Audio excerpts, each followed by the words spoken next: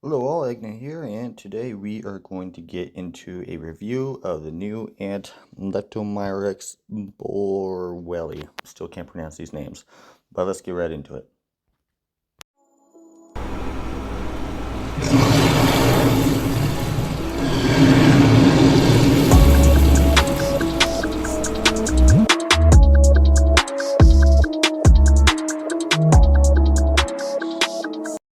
Alright, hello y'all. Today, like the little intro said, we're going to be getting into a review of the new ant. I cannot pronounce it. I already tried in the intro, so from now on we're just going to call it LB.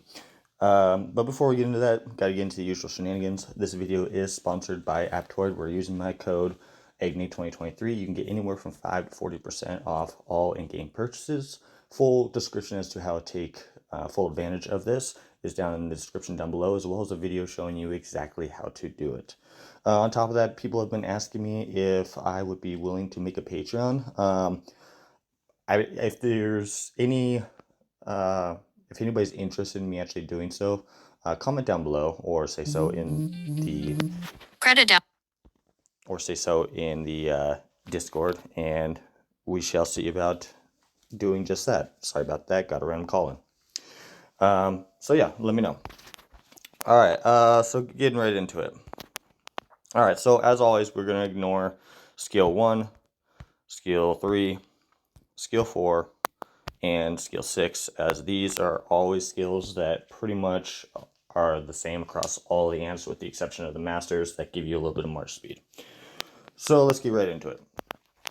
So skill 2, one random enemy squad within an effective range 5, has an 80% chance to launch 3 attacks against the enemy squad, each attack dealing 130% plus special ant level times 1% damage. The third attack damage is guaranteed to double, and increases the dodge rate of this squad by 10% from 1 round. Okay, so that's pretty powerful. So an 80% chance is pretty strong as it is, and then with doing 3 hits with 1 doubled, so you're looking at what, 260, 390, 540 plus special ant level, so right around 620-ish damage in 1 hit. And there's no cooldown, don't look like. So that's a pretty strong hit right there. Very good. Alright, we'll get into the next one. 2 random enemy squads within effective range of 5. Prepares for 2 rounds. Okay, so that means it's only going to have a max of 3 times they could possibly hit. Have an 8-round fight. 80% chance to deal 900% plus special ant level times 2% damage to 2 enemy squads within effective range. Damn. So that's 1,000% attack that can be given to 2 squads every other round, or every third round, essentially. Which actually I just stated wrong. So that if it prepares for 2 rounds, it means it has a max times of being able to hit twice in a fight. But that's still a lot. I mean, that's 1,000% damage. All right, get the next one. In his troop, carrying ant attack plus 66%. That's big too, because I mean we already got some big stacking skills that are attack. That's pretty big. All right, so then the last one, prepares for 1 round, has an 80% chance to deal 280% plus special ant level times 1% damage to all enemy squads. Additionally, apply the following effects based on the target soldier ant type. Guardians, increase damage taken by 25%. Shooters, decrease normal attack damage dealt by 30%. Ouch. Carriers, decrease skill damage dealt by 40%. The effect lasts 1 round. Dang. Okay, so that's another big one.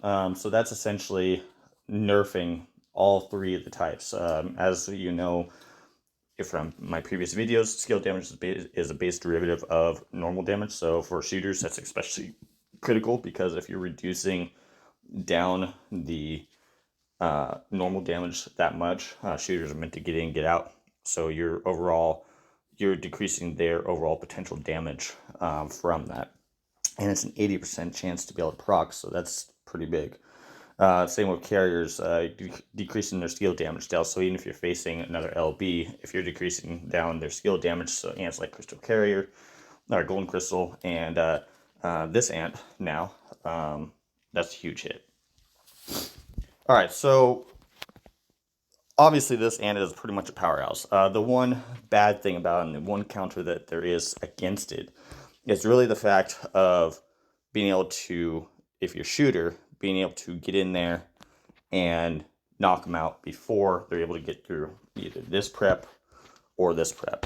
No matter what, you're going to get hit probably from this prep as a shooter, because if it's only prepare one round, most fights are determined within the first 3 to 4 rounds, so you're going to get hit by this at least once. This one, you might be able to counter it just by overpowering. Now this one, obviously you wouldn't, but that's not nearly as big of a deal as the other skills. Besides the dodge rate is extremely underpowered, or what's the word for it? People don't really look at it that much when it's a very strong skill. All right, so where do I think this is best? So in a PvP lineup, this ant is going to do the absolute best either in the second or third line. The reason being is because it has those prep skills to be able to actually light off a lot of damage, which really, realistically, you kind of have to look at it this way. So golden crystal is an overall big damage dealer, but it's a constant damage. So it'd be almost best to have a golden crystal in the second row while it's defending this one to be able to allow it to be able to fire off one of those huge damage skills. This ant's also going to be very good in PvE, and I think that a lot of the carrier mains are going to see a lot higher potential damage on their groundhog and pangolin scores. So yeah, I mean, it's definitely not a support. It's definitely a combat. But again, with this versus like Guardians are pretty much screwed. Because Guardians, they're meant to basically withstand the battle, in the battle with less deaths than the enemy. Shooters are the only ones that really have a chance to be able to counter this. I really wish they'd start showing the shooters more love, but it is what it is. But alright guys, that's all I got for you. Egg News out. Hope this helps you, and we'll see you in the next one. Egg Me out.